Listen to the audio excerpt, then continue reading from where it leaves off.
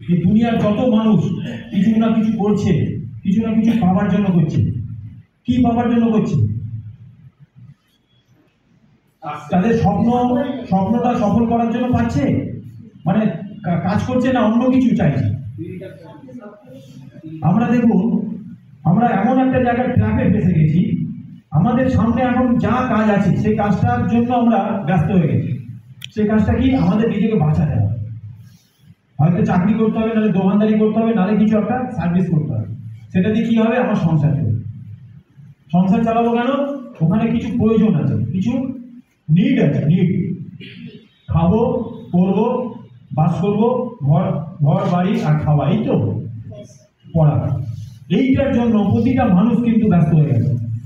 প্রত্যেকটা মানুষ, দুনিয়ার যত মানুষ আছে তার 90% মানুষ কিন্তু শুধু খাওয়া পড়া থাকার জন্যই সারাটা দিন ব্যস্ত হয়ে গেছে।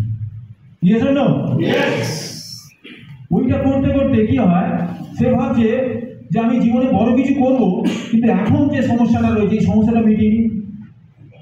আমার মধ্যে অনেক স্বপ্ন আছে, কিন্তু আমার স্বপ্নটার জন্য এখন দেখতে পাচ্ছি না। কেন? আমার সামনে এখন একটা বাড়ি করতে হবে, বাড়িতে ছেলে মেয়ে আছে, তাদের স্কুলের এডমিশন দিতে হবে, তাদের ফিস দিতে হবে, কিছু মেডিকেল খরচা এক্সপেন্স আছে, সেগুলোকে মিট আপ করতে হবে। তার জন্য আমাকে লড়াই করতে হবে, ভালো করে একটা যে চাকরিটা করছি ওটার বেতনটা আমাকে নিতে হবে কন্টিনিউ, যাতে আমি ওখান থেকে না ছুটি, ওখান থেকে না তাড়িয়ে দেয়। এই কন্টিনিউ করার জন্য, ওটাকে কন্টিনিউ রাখার জন্য যে এইগুলো যাতে ডিস্টার্ব না হয়, স্কুলের ফিস যাতে কোনোদিন না বন্ধ হয়, আমাদের বাড়িতে রেশন যেটা আসে সেটা যেন বন্ধ না হয়, কারোর কাছে হাত না পাততে হয়, তার জন্য লড়াইকে আমরা নেমে পড়েছি। আমরা ভাবছি ছোটখাটো একটা সমস্যা পড়েছে, ওর উপর ঝাঁপিয়ে পড়ছি, ওর উপর নজর আছে আমাদের, ওই সমস্যাটাকে মেট আপ করা যায়। আবার ওটা যখন কেটে গেল 6 মাস 1 বছরের মধ্যে, আবার নতুন একটা সমস্যা আসলো না?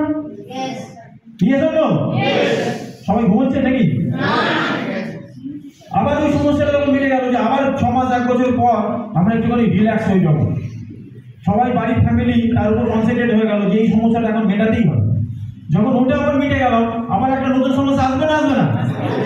এই সমস্যা ছোটখাটো সমস্যা মেটাতে একটা মানুষ যৌবন থেকে কাটিয়ে তার ছেলে মেয়ে বড় হয়ে গেছে, সে বয়স হয়ে গেল, তার জীবনের সব শান্তি আর কিছু মেটাতে পারলো না। এইটাই কি লাইফ? যে আমরা শুধু নিজের জীবনটাকে বাঁচিয়ে রাখলাম, শুধু নিজের জীবনটাকে একটা দিন করে কাটিয়ে দিলাম, এটাই কি লাইফ? না, বড় কিছু করা যেত। বড় কিছু কেন ভাবলাম না? এমার্জেন্সি যেটা আছে আমার সামনে, যেটা এখন রয়েছে, নিড রয়েছে, যে প্রয়োজনটা রয়েছে, সেটার জন্য আমাকে দরকার আছে।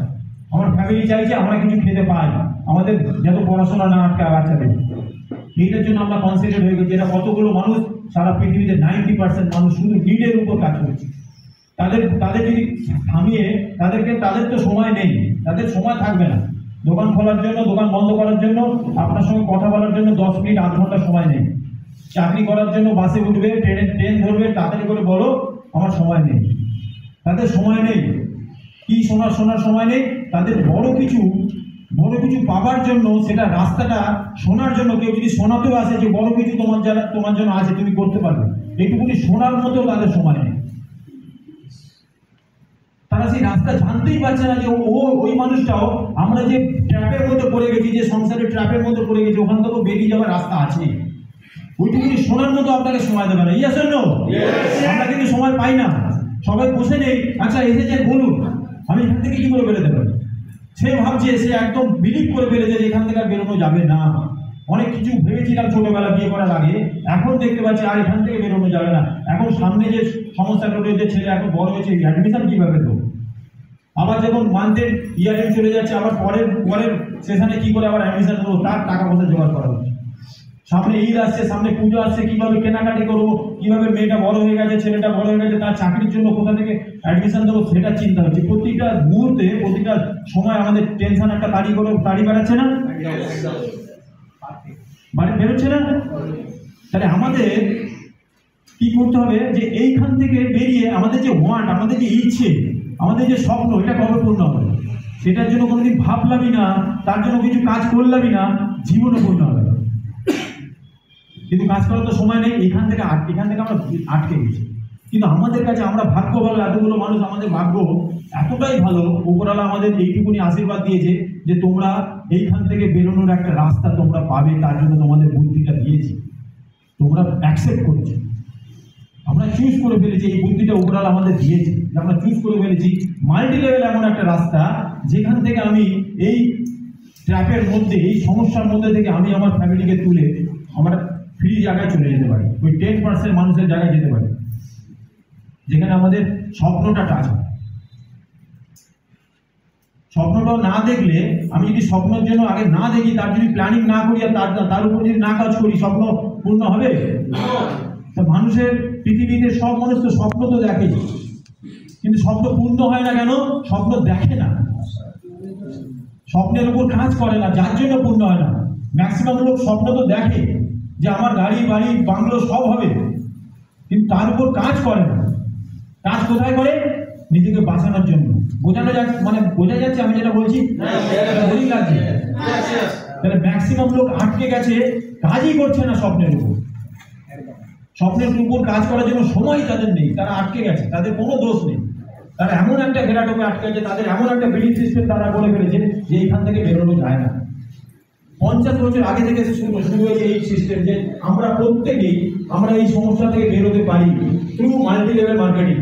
কারণ এইখানে আমি আমার ক্ষমতার উপর দাঁড়িয়ে আমি এখানে কাজ করব না, আমার সঙ্গে অনেক মানুষ একসঙ্গে জুড়ে কাজ করব, ওইখানে কিন্তু বেরোতে পারি। বোঝা গেল? তাহলে স্বপ্ন দেখতে হয় না? স্বপ্ন দেখা উচিত। স্বপ্ন না দেখে তার স্বপ্ন পূর্ণ হবে কোনোদিন? আচ্ছা, আমরা কতজন স্বপ্ন দেখেছি? সবাই দেখি? হ্যাঁ।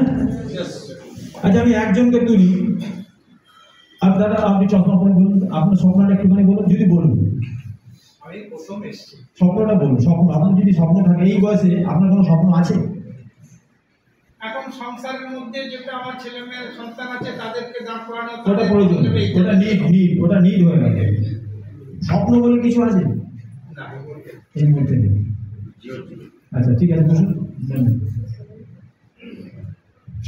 স্বপ্ন যদি না দেখি, তাহলে তো আমি যেখানে আছি শুধু রিপ্রেজেন্টেটিভ মিডিয়া। স্বপ্নটাকে দেখতে হবে না? হ্যাঁ, কে স্বপ্ন দেখেছে এরকম কেউ আছে? তার স্বপ্ন বলতে পারে? বলো দেখি, সান্তাদি।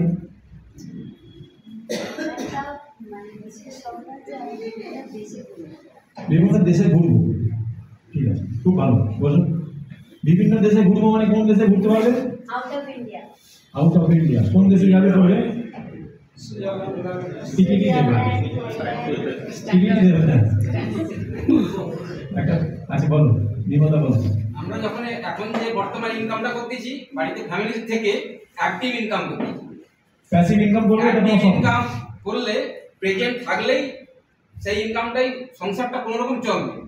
প্যাসিভ ইনকাম না করলে বড় হওয়া যায়। স্বপ্নটা কি? প্যাসিভ ইনকাম করলে টিম ইনকাম করবে। স্বপ্ন তো বড় হবেই। স্বপ্নটা কি আছে? প্যাসিভ ইনকাম করলে বড় হবে। কি স্বপ্ন? প্যাসিভ ইনকাম করা যাবে, কিন্তু স্বপ্নটা কি আছে? কি চাইছো? জীবনে সাফল্য হতে হবে। সফল হতে গেলে তুমি কি করে, ব্রেন কি করে নেবে? গাড়ি বাড়ি।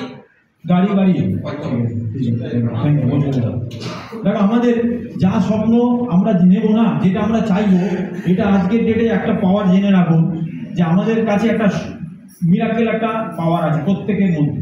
যেটা চাইবেন সেটাই পাবেন, কিন্তু ব্রেন ল্যাঙ্গুয়েজ বোঝে না। বাড়ি দেবে না। বাড়ির ছবিটা যদি যায় বারবার, গাড়ির যদি ছবি যায় তাহলে যাবে। ব্রেন শুধু একটা ইমেজ চাই, ইমেজ।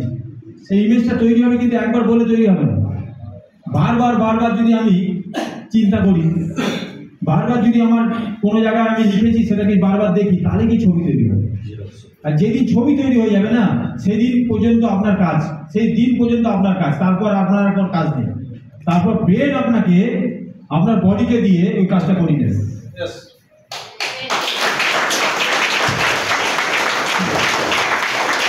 তাহলে আমরা কিন্তু যা চাইবো সেটাই পাবো। প্রসেসটা কি, মেন প্রসেস কি, আমাদের সেটাকে আগে দেখতে হবে, মনের ভিতর দিয়ে দেখতে হবে, তার আনন্দটা নিতে হবে, তারপর গিয়ে ওই ব্রেন যখন নিয়ে নেবে যে ও তুমি এইটা চাইছো, বারবার তুমি এই সিগন্যালটা আমাকে পাঠাচ্ছ, দিতে দিতে দিতে দিতে ওদের ওখানে একটা ছবি তৈরি করে ফেলবে, ও অ্যাকশনে নেবে। তখন আপনি আবার আটকাতে পারবেন না নিজেকে, আপনি আবার চেঞ্জ করতে পারবেন না, ও ওটাকে করিয়ে ছাড়বে। আপনাকে মিটিংয়ে মন বসিয়ে এখানে বসিয়ে দেবে, মোবাইলটা আগে অফ করবেন, আপনি বসিয়ে দেবে, ও বসিয়ে দেবে। ও আপনাকে হোয়াটসঅ্যাপ ফেসবুক থেকে পুরো 1 ঘন্টা 2 ঘন্টার জন্য পুরো অফ করে দেবে। কেন? আপনার বড় একটা পিকচার আপনি করে ফেলেছেন, আপনি বড় একটা স্বপ্ন দেখে ফেলেছেন, যেটা সাবকনসিয়াস মাইন্ড নিয়ে নিয়েছে।